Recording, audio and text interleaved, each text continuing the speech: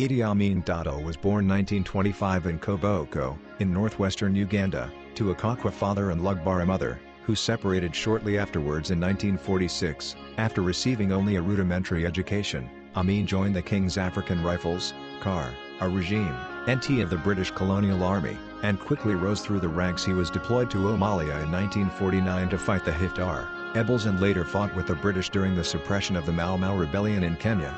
92,6. In 99 he attained the rank of Effendi, the highest position for a black African soldier within the KAR, and, by 966, he had been appointed commander of the armed forces. Did you know? During his time in the army, Amin became the light heavyweight boxing champion of Uganda, a title he held for 9 years between 9 and 96. After more than 7 years under British rule, Uganda gained its independence on October 9, 962, and Milton Obote became the nation's first prime minister by 964. Obote had forged an alliance with Amin, who helped expand the size and power of the Ugandan army in February 966, following accusations that the pair was responsible for smuggling gold and ivory from Congo that W.R. subsequently traded for arms. Obote suspended the constitution and proclaimed himself executive president shortly thereafter. Obote sent Amin to dethrone King Mutsa II, also known as King Freddy, who ruled the powerful kingdom of Buganda in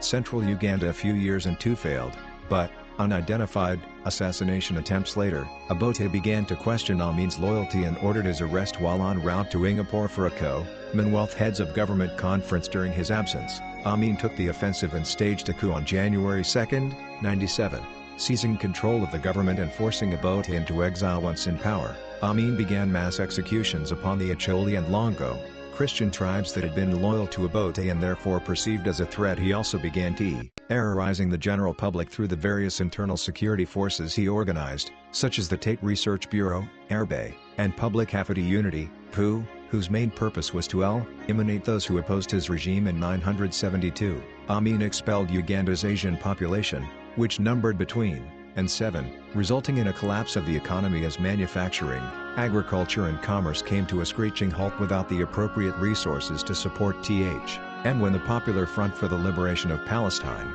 PFLP, hijacked an Air France flight from Israel to Paris on June 27, 976, Idi Amin welcomed the terrorists and supplied them with troops and weapons, but was humiliated when Israeli commandos subsequently rescued the hostages in a surprise raid on the Entebbe airport. In the aftermath, Amin ordered the execution of several airport personnel, hundreds of Kenyans whom were believed to have conspired with Israel, and an elderly British host dog, who had previously been escorted to a nearby hospital throughout his oppressive rule. Amin was estimated to have been responsible for the deaths of roughly 3 civilians according to Odiambo Oogutu. In 97, under Amin's orders, physically handicapped people were rounded up in lorry loads and dumped into the crocodile-infested Nile River in Fall Dam. One morning around Idi Amin drove into Kampala's main car park in his sitter, and he was accompanied by some of his stairs and bodyguards. He got out of his car and started walking around the car park. He entered one of the shops that surrounded the car park and found a group of men playing a who. Amin requested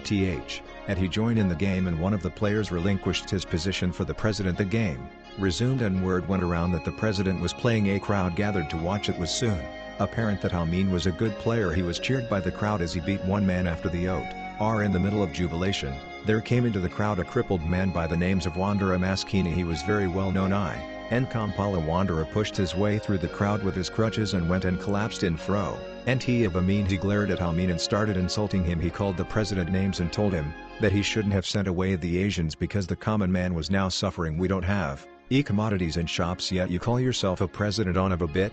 Kill me if you want. Wandera Maskini, one of Amin's bodyguard, raised his hand to strike Wandera, but Amin restrained him. Hoot me, I hear you are a murderer and shoot people with your gun. Hoot me now, provoked Wandera. Amin quickly got to his feet and left the crowd, followed by his ministers and bodyguards. 3 days later, Wandera was seen being hauled into a military vehicle. Up until today, nobody knows what happened to him, but your guess is as good as mine. The same evening, Radio Uganda announced that anybody who was lame, blind, had no hands, and anybody who felt that he is so poor and disabled that he needed help, should report to the nearest police station. The government claimed the announcement would offer jobs, free accommodation and free food in Jinja. The following morning, thousands of crippled people and other disabled turned up in Kampala police stations. They were added onto military trucks and driven to Jinja. At Jinja, They were unloaded as sand into the Nile River. Those who had hands and held on, they were shot and they too fell into the river. Amin loses control and enters exile. Over time, the number of Amin's intimate allies dwindled and formerly loyal troops began to mutiny when some